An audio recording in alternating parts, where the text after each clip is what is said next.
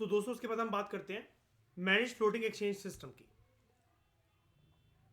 अब manage floating कौन manage करेगा? सेंट्रल बैंक यानी कि आरबीआई। तो manage floating exchange rate is influenced by buying and selling foreign exchange by the central bank in the foreign exchange market,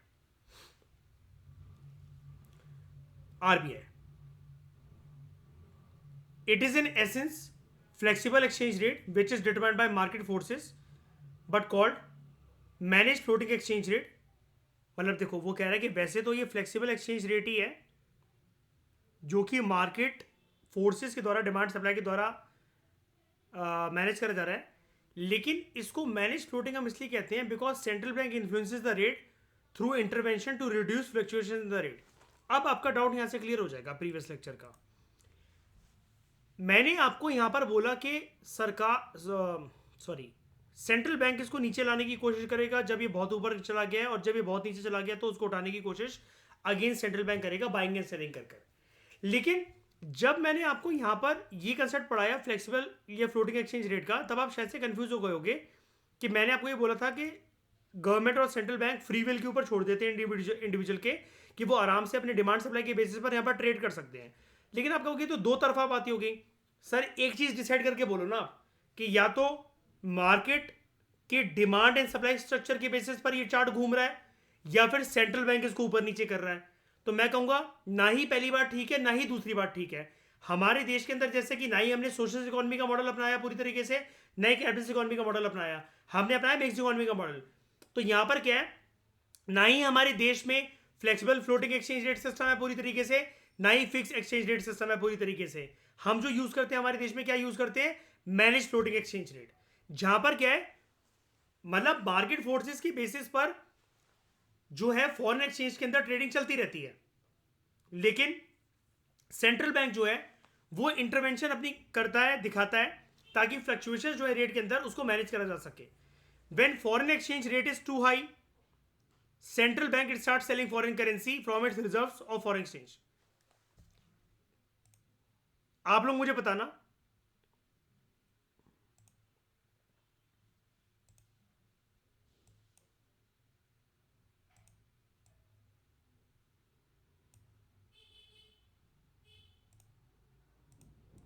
इस point के ऊपर जो मैंने ये सर्कल मार्क कर रखा है, सेंट्रल बैंक की एक्टिविटी क्या रही होगी, क्या करा है सेंट्रल बैंक ने,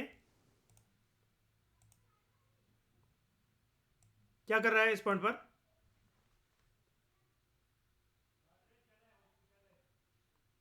जल्दी बताओ। ये जो मैंने सर्कल मार्क कर रखा है इस पॉइंट पर सेंट्रल बैंक का रवैया क्या रहा होगा, बाइंग ऑफ फॉरेन एक्सचेंज या सेलिंग ऑफ फॉरेन एक्सचेंज?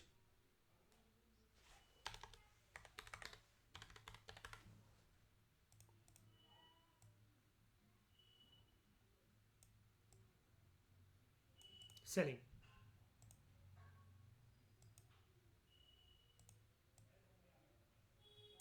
इस पॉइंट पर कैसे बोल रहे हो बाइंग, क्यों?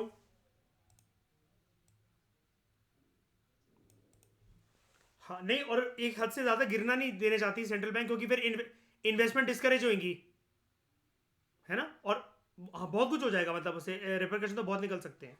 ये दोबारा यहां पर ऊपर जाने की कोशिश कर रहा था। अच्छा ये जो बाइंग है ना, बाइंग के जोन को मैं कर देता हूँ ग्रीन कलर से, ठीक है। हाँ ये दोबारा ऊपर जाने की कोशिश कर रहा था, ठीक है, एक एक लिमिट से ऊपर बढ़ रही थी, तो फिर ये क्या करा,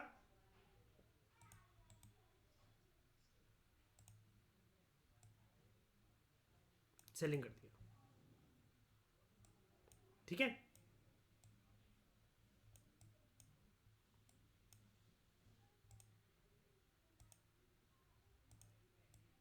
इस पॉइंट के ऊपर क्या करा जाएगा, क्या होगा इस पॉइंट पे, यहां पर क्या होगा, देख लो, मार्केट नीचे गिरती जा रही है, नीचे गिरती जा रही है, क्या होगा यहाँ पर और यहाँ पर दोनों जगह पर क्या होगा, बाइंग होगी, क्यों होगी बाइंग, यस।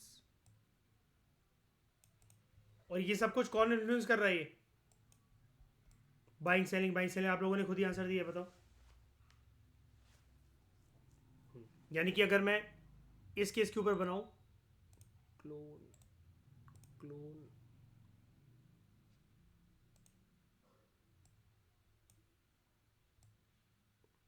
यहां पर सेलिंग है, यहां पर सारी जगह पर सेलिंग है,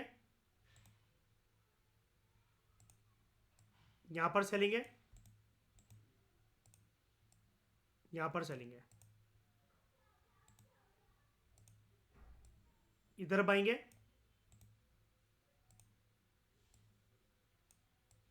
इधर बाइंग है, इधर बाइंग है, इधर बाइंग है। हाँ या ना? ये जो पूरा, अब आप इस पिक्चर को कनेक्ट करके देखो। आप अब इस पिक्चर को कैसे कनेक्ट करोगे? ये हमने लिया एक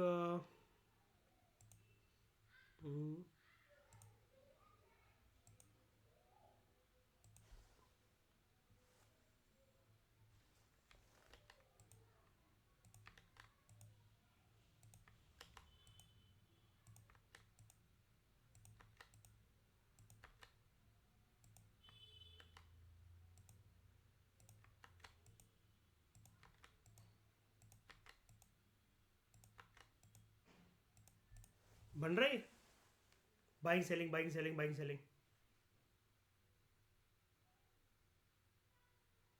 हो रहा है।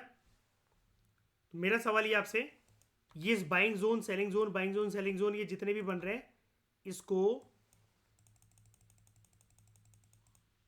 इसको मैनेज कौन कर रहा है? हमारे देश में क्या चल रहा है इसको मैनेज करने के लिए? क्या ये फिक्स एक्सचेंज रेट सिस्टम है, फ्लोटिंग एक्सचेंज रेट सिस्टम है, या फिर मैनेज फ्लोटिंग सिस्टम है?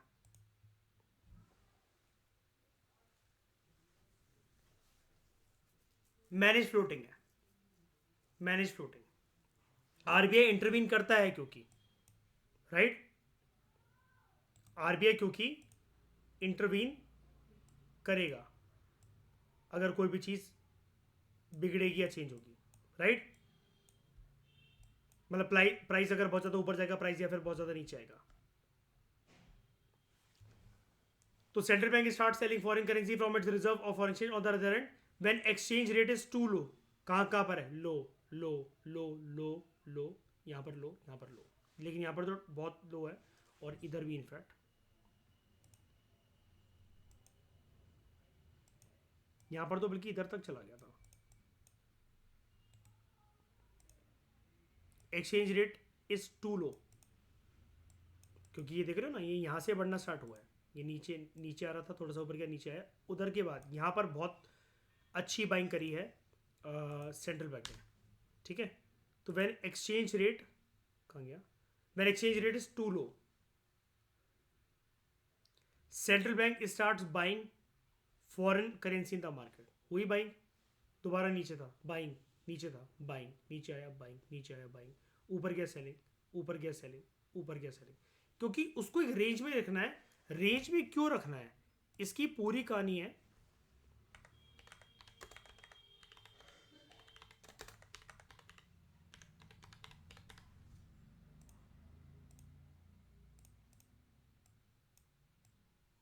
क्या करना है आरबीआई को?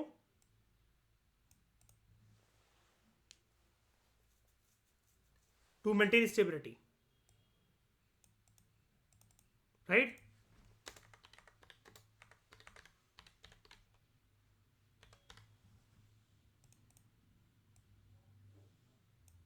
To maintain stability of economy.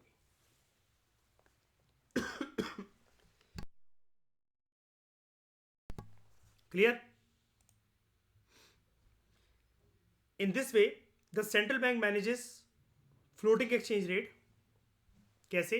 As a bulk buyer और seller of foreign currency to restore the value of the country's currency. Restore कैसे? ये यहां पर होना चाहिए था, यहां तक गिर गया, ये यहां पर होना चाहिए था, यहां तक बढ़ गया, ये यहां पर होना चाहिए था, यहां तक गिर गया, यहां पर होना चाहिए था, यहां तक बढ़ गया। एक रेंज में उसको रखने की बात है, और यही स्टेबिलिटी है। यही स्टेबिलिटी है।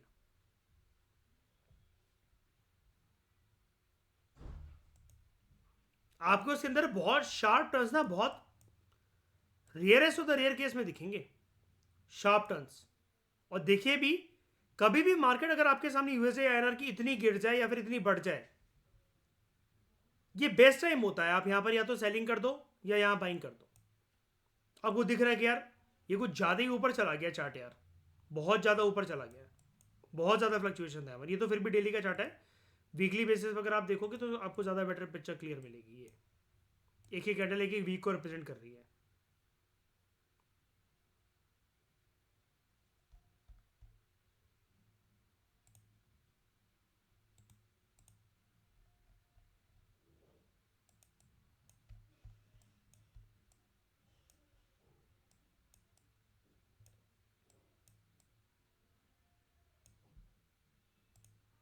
ठीक है, तो सेंट्रल बैंक का रोल क्या होता है in maintaining exchange rate in different systems? Central bank क्या करता है? फिक्स एक्सचेंज रेट सिस्टम के अंदर सेंट्रल बैंक क्या करेगा? फिक्स एक्सचेंज रेट सिस्टम के तो फिक्स एक्सचेंज रेट सिस्टम के अंदर तो सब कुछ ही गवर्नमेंट और सेंट्रल बैंक ही तो कर रहे हैं। Central bank uses its foreign currency to maintain official determined exchange rate. यानी कि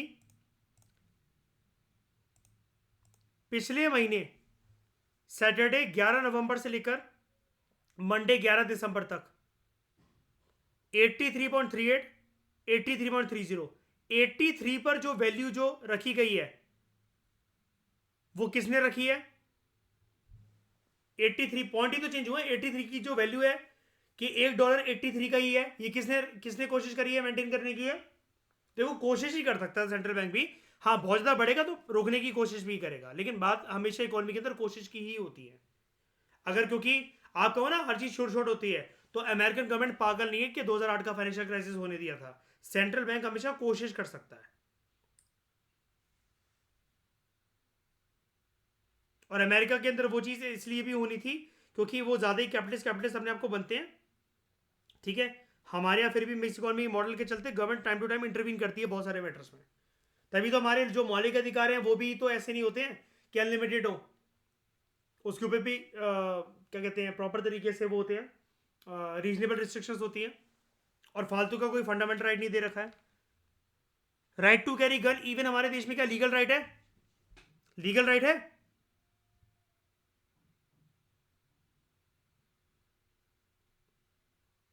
हमारे देश में गन को कैरी करना लीगल राइट है? नहीं है। लेकिन अमेरिका के अंदर वो फंडामेंटल राइट है। उसके बाद फ्लेक्सिबल या फिर floating exchange rate system. Central bank does not maintain any reserve of foreign currency because the market automatically adjust to market driven exchange rate. मतलब फिक्स एक्सचेंज रेट में सेंट्रल बैंक क्या करता है? इंटरवीन करता है। Flexible exchange rate system के चलते central bank क्या करता है?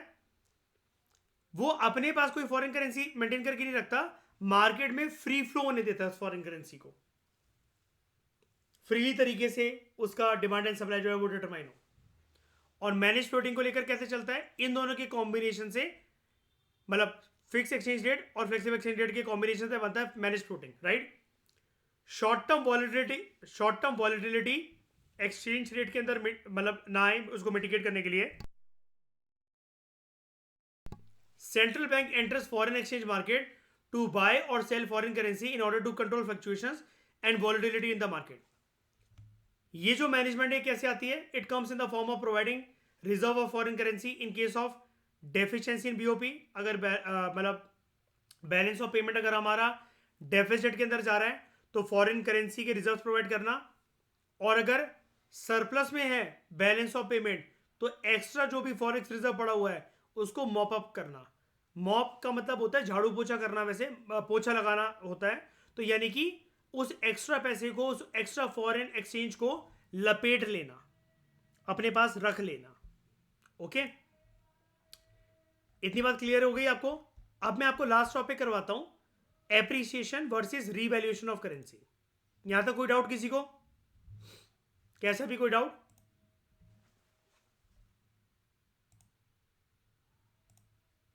ठीक है, अच्छे से समझ में आ गया। हम बात करते हैं appreciation versus revaluation of currency, और फिर हम बात करेंगे depreciation versus revaluation of currency. तो what is appreciation of currency? Appreciation का मतलब होता है there is increase in the value of domestic currency in terms of foreign currency when exchange rate is freely determined by forces of demand and supply, तब वो जाकर होता है appreciation. Thus it makes domestic currency more valuable, indicating less of domestic currency is required to buy foreign currency. यानी कि हमारी domestic currency ज्यादा valuable बन जाती है। कैसे? पहले हो सकता है कि 70 रुपए लग रहे हैं $1 को प्राप्त करने के लिए, अब सिर्फ 68 रुपीज लग रहे हैं $1 को प्राप्त करने के लिए। तो इसको कहा जाएगा appreciation of Indian currency, because less rupees are required to buy $1। और ये शो करता है कि इंडियन रुपी में स्ट्रेंथ आ रही है। अब जो एक्स्ट्रा पैसे हमारे पास बच गए, हम क्या कर सकते हैं? ज्यादा से ज्यादा गुड्स खरीद सकते हैं यूएसए से। उससे हम यूएसए का एग्जांपल यूज कर रहे हैं चैप्टर के अंदर, इसलिए यूएसए लिखा हुआ, कुछ भी आप कंट्री का एग्जांपल ले सकते हो। It means imports from US have become cheaper, क्योंकि अब कम डॉलर का खर्चा करना पड़ रहा है same basket and quantity of goods and services को मंगवाने के लिए। And it may result in the increase of imports by India from USA. Bye contrast, when Indian rupee in terms of dollar appreciates, dollar would depreciate.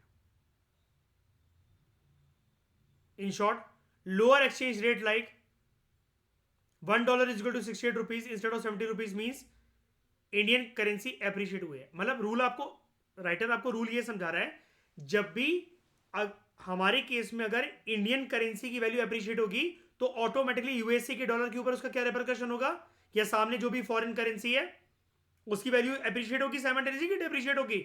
ये कैसे work करता है? एक की वैल्यू अगर बढ़ रही तो दूसरे की कम होगी, दोनों साथ में बढ़ेंगी।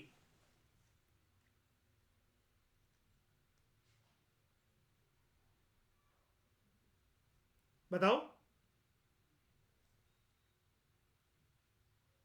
नहीं, कैसे यार इसमें यार? यूएसए की जो डॉलर की वैल्यू वो डेप्रिशिएट करेगी कि नहीं करेगी? हमारा एप्रिसिएशन तो उनका डेप्रिसिएशन, और हमारा डेप्रिसिएशन तो उनका एप्रिसिएशन। ठीक है, उसके बाद हम बात करते हैं एक टर्म की, एप्रिसिएशन ऑफ करेंसी आपने देख लिया। अब हम बात करते हैं रीवैल्यूएशन की।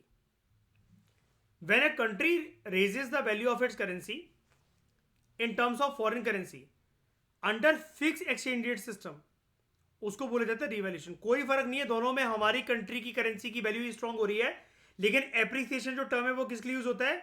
फ्लेक्सिबल एक्सचेंज रेट सिस्टम के लिए।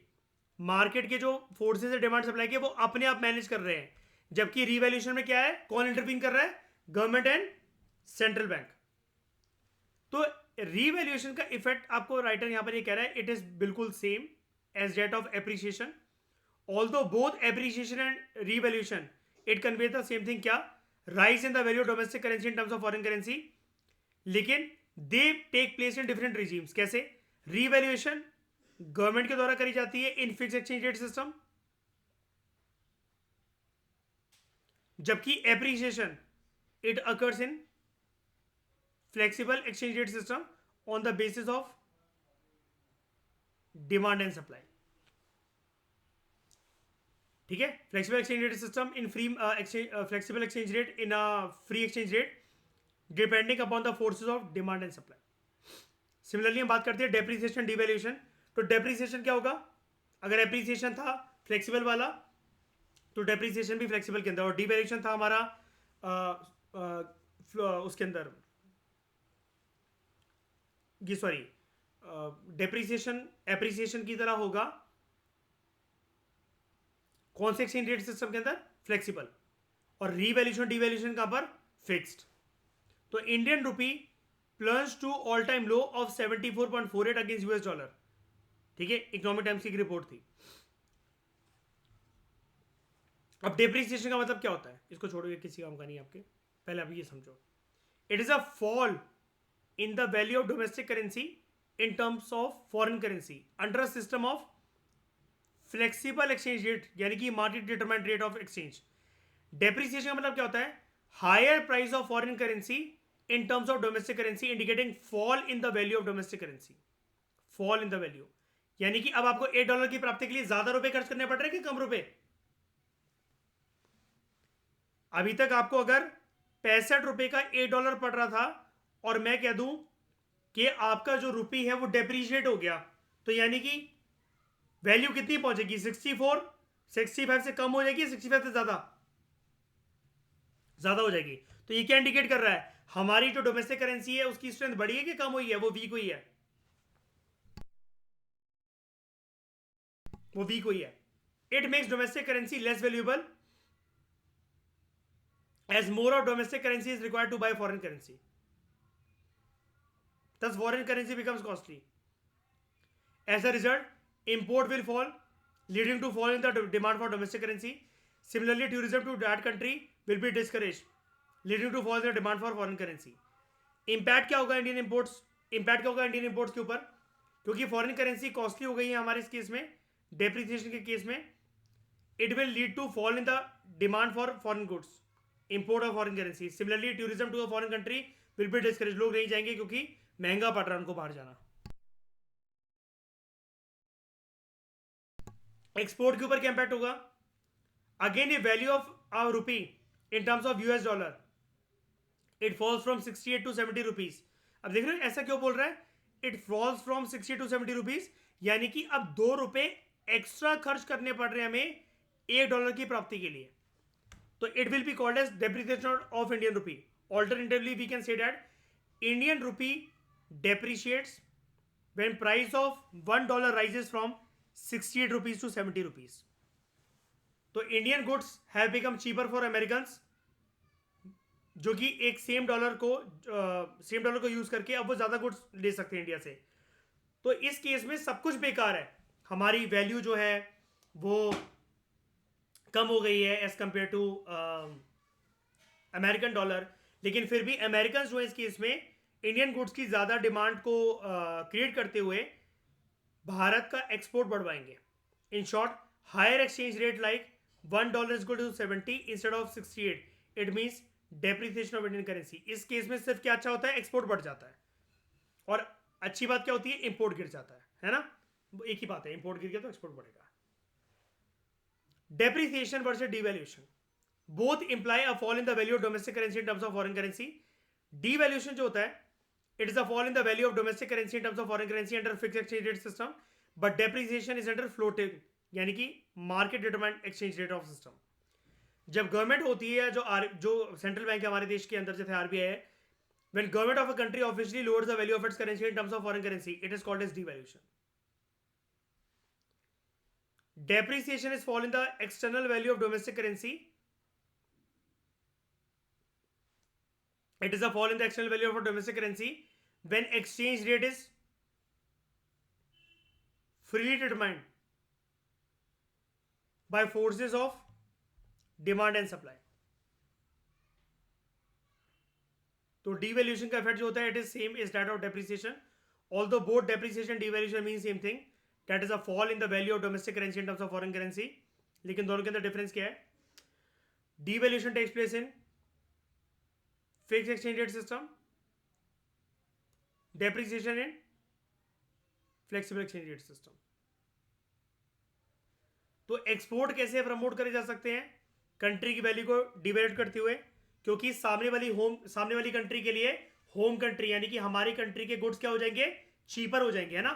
अब वो एक सेम डॉलर को खर्च करते हुए क्या कर सकते हैं? ज्यादा गुड्स मंगवा सकते हैं इंडिया से.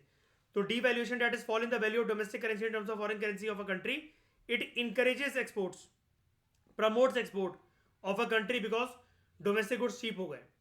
Foreign buyers will have to pay less for buying the same goods from domestic country. Hence, foreigners will buy more and more exports of domestic country, which will rise as a result of devaluation of its currency. ठीक है. तो इस discussion में दोस्तों फिलहाल इतना ही. Comprehensive तरीके से हमने बैलेंस ऑफ पेमेंट का चैप्टर जो है कंप्लीट करा. कोई भी पॉइंट आपका रह नहीं गया और यू आर रेडी कि अगर प्रीलिम्स और मेंस के अंदर से कोई सा भी कैसा भी क्वेश्चन आए, आप आराम से प्रीलिम्स के अंदर उसको एलिमेंट कर पाओगे और मेंस के अंदर आप होपफुली रिवीजन के बाद, अच्छी रिवीजन के बाद आप आंसर कर पाओगे. Thank you very much for discussion. Chapter हमारा कॉम्प्रिहेंसिव तरीके से कंप्लीट हुआ।